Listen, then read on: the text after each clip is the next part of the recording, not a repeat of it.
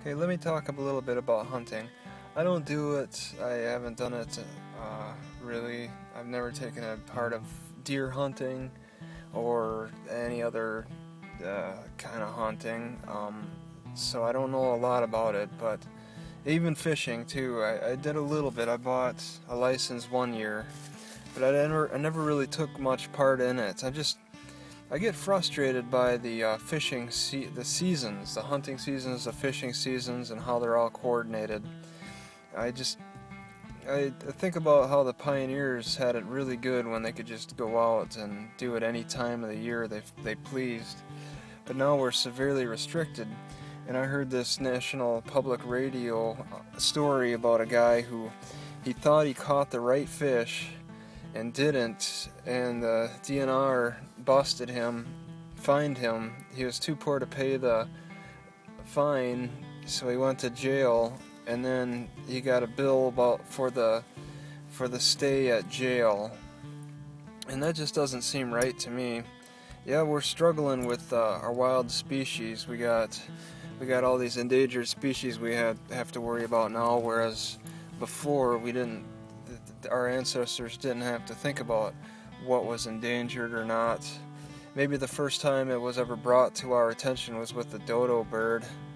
But now conservation is such a big thing. It wasn't even in the mid-1900s, but now it's grown, and seasons are getting extremely strict, and it's just more frustration than ever. So I don't partake in it.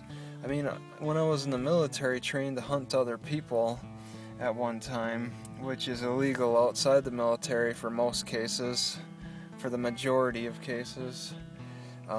I was a marksman. I had the perfect record for hitting the target properly and all that with the M16, M9, and I was trained on other weapons too.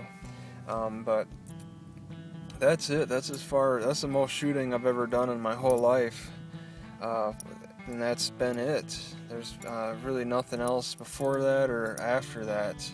I don't keep a gun on me. I don't partake in it, and it's in my family's blood.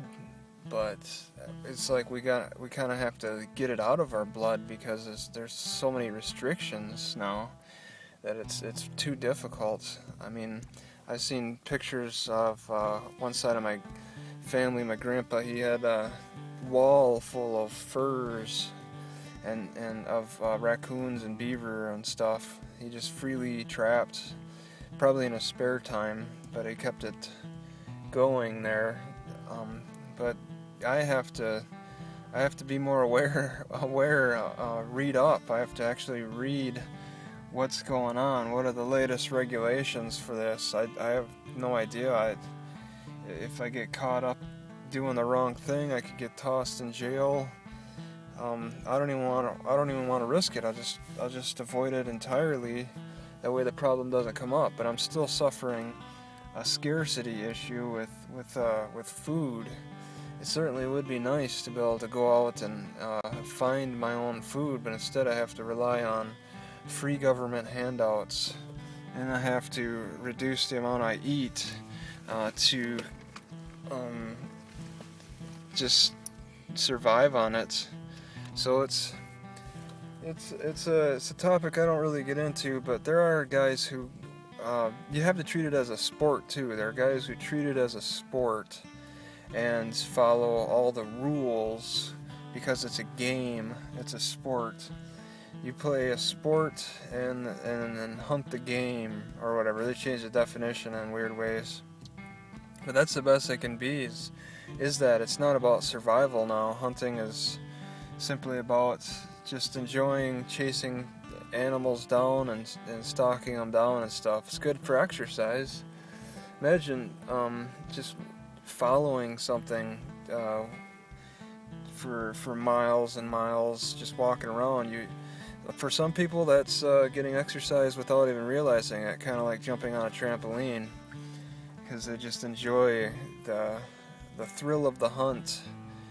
And I'd be interested. I've been doing that with video games where I'd hunt people down and take them out, but not hunting.